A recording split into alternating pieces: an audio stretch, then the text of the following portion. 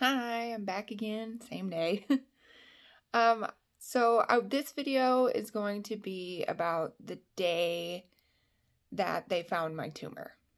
And I know in the last video that I said that I wanted to make these videos so I wouldn't have to write things down as much. Well, I had to write things down because this is kind of a long story and I wanted to make sure that I didn't forget anything.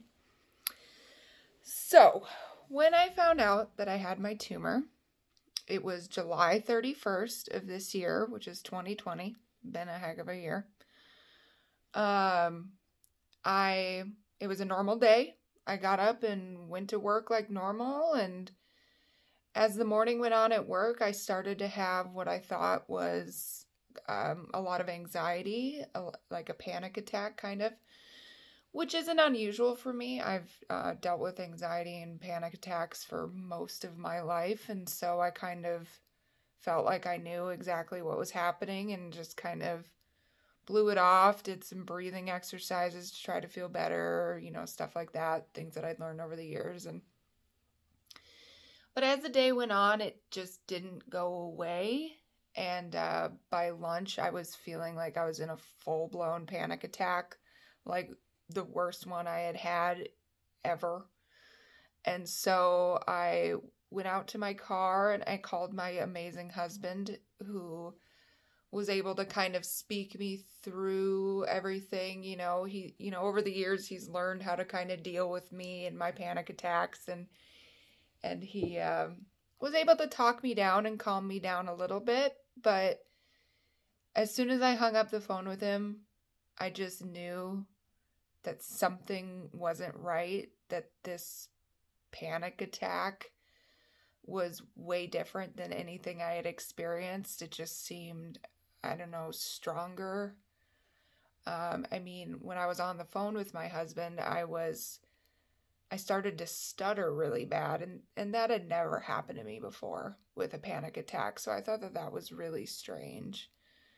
And it was like I just couldn't, I was just stuttering and I couldn't get any of my thoughts together. I was confused, and so I walked back over to my office and was able to ask a coworker to drive me to the emergency room, because I just knew that something, like I said, something was wrong. There was something more going on here. And so I felt like I needed to go to the emergency room. So my coworker thankfully drove me to the emergency room. And as we're driving there, he's speaking to me and I'm just getting more and more confused, and I feel like I can't really answer him and, things like that. And so by the time I got into the emergency room and, you walk in and you walk up to the little window and they ask you what's going on, the only thing I was able to get out was panic attack. I'm having a panic attack. And so they kind of did the, okay, you're having a panic attack, come on back, because usually when people go to the emergency room for a panic attack, panic attacks can't hurt you. In the long run, you're not going to suffer any damage from a panic attack. So, I'm sure they get that a lot, and they kind of gave me the eye roll a little bit about it. But so we go back into the little room and they start taking my vitals, and as they're going, my speech problem just gets worse and worse. I basically got to the point where I could not speak. They would ask me, okay, where are you coming from? And I could say, work. And they'd be like, okay, where do you work? And I had my work uniform on, and I would look down at my chest, which had the name of my company written right on it. And I would look at it, and I could read it, but I couldn't say it. So I was like, here, just trying to communicate where I worked, where I was coming from, because I just couldn't speak it. And it got to the point where the only thing that I could say was, I'm sorry. They would be asking me all of these questions and looking me dead in the eye, and I'd be looking at them, and I could think of exactly what I wanted to say, exactly what I wanted to answer to their questions, but I couldn't make the words come out. I would just go, I'm sorry, because I couldn't get anything out. I couldn't get my thoughts out. So my inability to speak is what prompted them to do an MRI. It makes sense. So they took me in, did an MRI. As I'm waiting to get into the MRI, I text my husband, and, you know, we all use our phones so much. We're all so addicted to our phones that, I mean, it was just an automatic response to go to my text messages. But then once I got there, I couldn't make my fingers spell anything. I wanted to write him this big long message like, hey, I'm having a really bad panic attack and now I'm in the emergency room. But the only thing that I could get my fingers to do was to spell help. And I sent that to him. And I feel so horrible thinking back on it, because after the conversation we had had less than an hour before about how weird I was feeling and this and that, to then just get a text message that says help had to have been terrifying for him. And I know it was, because we've talked about it. He said that as soon as he got that text message, he left work, he flew to my work because he didn't know where I was at the time. And my coworker luckily was back at that point. He said, I just dropped her off at the emergency room. So then he flies up to the emergency room and he gets there, and he luckily called my mom in the process. And, you know, so my mom and my husband are both trying to figure out how they're going to get in, because in the world of COVID, you can only have one person with you at a time. So my husband comes in, and while I'm waiting for the MRI, he's talking to me. And he's always been the most calming presence in my life. And so I get calmed down enough to where I can actually talk more. And so I just told him, I said, I'm just having a really bad panic attack. Like, I'm so sorry for all of this. Like, just go back to work. I'll be okay. My mom's in the parking lot. When you leave, she can come in. I'll be okay. Like, this is fine. I'm just being dramatic, and we're just going to blow this off tomorrow. So he agrees, and he's like, okay, and he goes back to work, and my mom comes in, and right around the time my mom comes in, they take me in for the MRI. We do the MRI, I come back. My mom and I are just sitting in the emergency room. At this point, we're just chatting and whatever, and I'm like, ugh, you know, I'm being ridiculous. I'm so sorry, you know, and well, you know, however long later, 15 minutes later, whenever they get the imaging back from the MRI, the doctor comes in the room, and he says, I have bad news. Would you like something to keep you calm? And I'm like, well, considering I came in here for a panic attack, that's probably a good idea. Yes, please. And so they give me whatever they give you to keep you calm. Let me tell you, this stuff works. Almost immediately, I was just like, oh, okay. And so he says, he's like, so we found a mass on your brain. And like I said, I mean, whatever medication they gave me to calm me down, I mean, I was as calm as could be. So I'm like, just like, okay, so what does that mean? And they're like, well, it's a tumor in your brain. And we want to keep you overnight just to observe you and make sure that everything's okay and do a few more testing and things like that. And I'm like, okie dokie. And so, you know, that's about the gist of what they could tell me at the time. So the doctor leaves the room, and I'm like, I should probably call my husband. And so I call him, and I'm like, hey, so there really was something wrong. They found a tumor on my brain. And I could tell by his reaction that I wasn't reacting the way I should be reacting, because he was understandably freaked out. I mean, he's like, what does this mean? What is it? Blah, blah, blah. And I'm like, I don't know. They don't know yet. Whatever, you know? And so, as you know, I'm calling my husband, and then I'm calling my dad, and then I'm calling my best friend, and all this time my mom's making phone calls to people like my brother and different people, you know, like letting them know what's going on. So I stayed the night in my local hospital, and my husband was able to stay with me after a lot of argument with the hospital staff. because of COVID, they don't really want people to stay overnight with people. And my husband was like, no, I am not leaving her. Like, I am going to be with her as long as she's here the rest of the time. So he was able to stay with me, and, just, they had me on the calming stuff. So the whole night I'm just like, hey, it's going to be fine. It's not a big deal. So the next morning, the oncologists from my local hospital come in, which at the time, I didn't even know what an oncologist was. I'm like, some type of doctor. I didn't know that it was a cancer doctor. And they're telling me, this looks kind of bad, but we don't really think that it's cancer.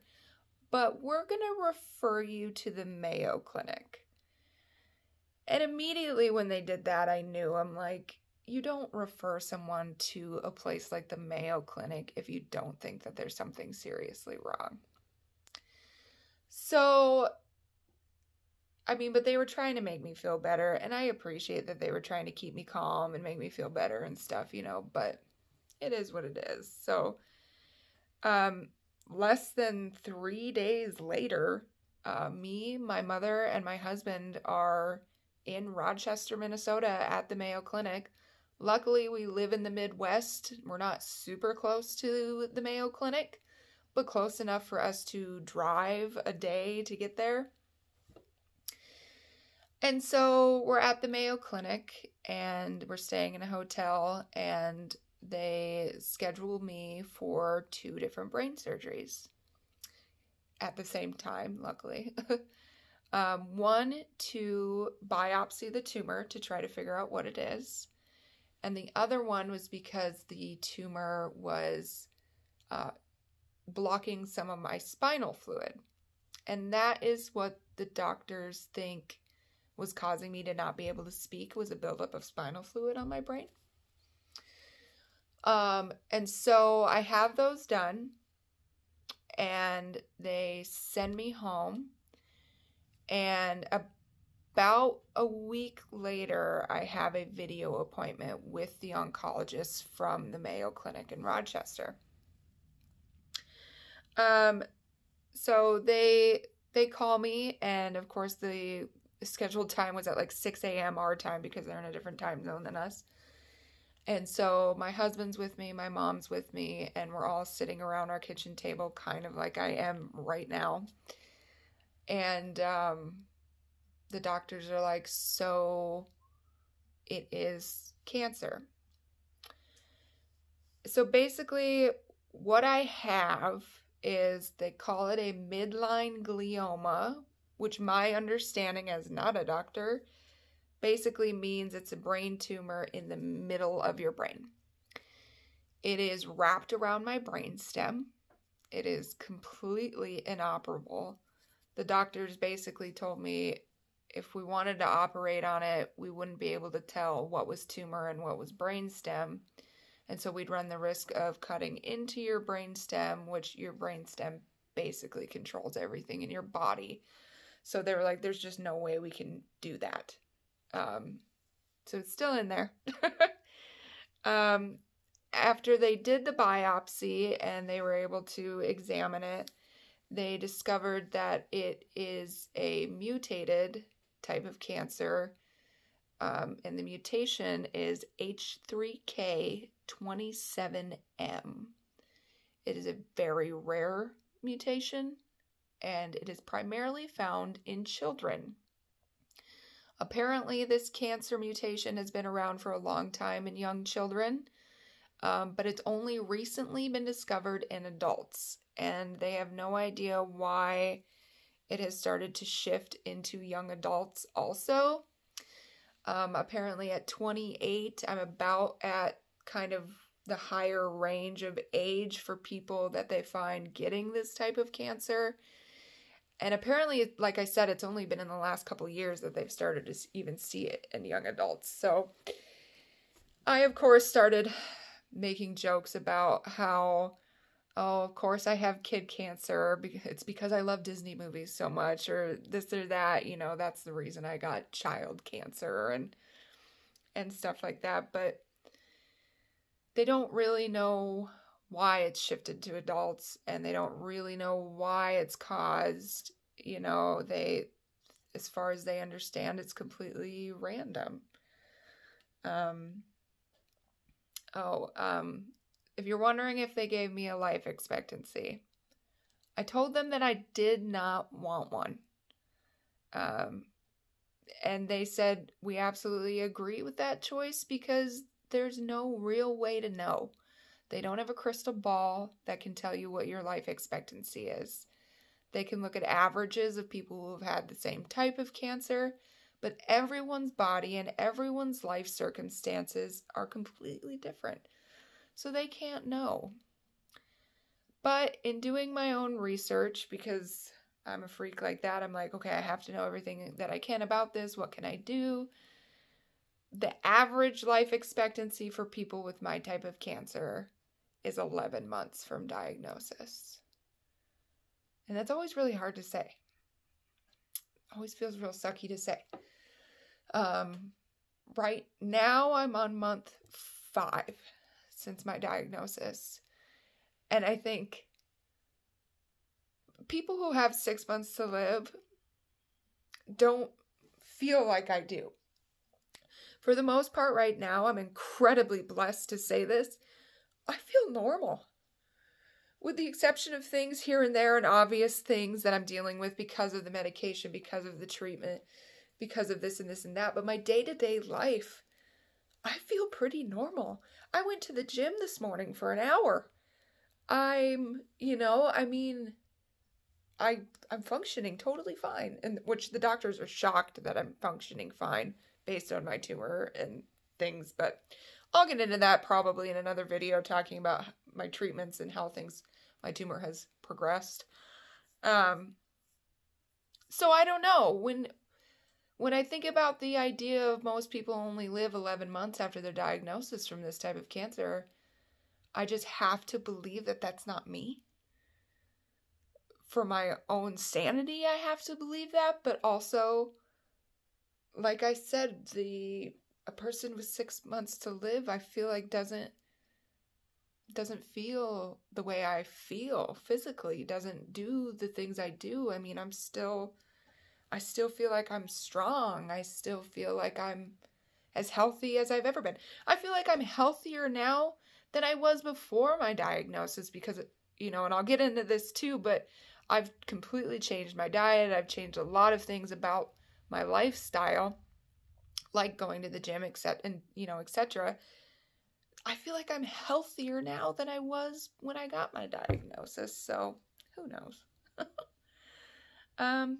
Yeah, I guess I think I covered everything that I wanted to cover in this video. And I'll be making more, talking about my treatment and stuff like that. So, all right, bye.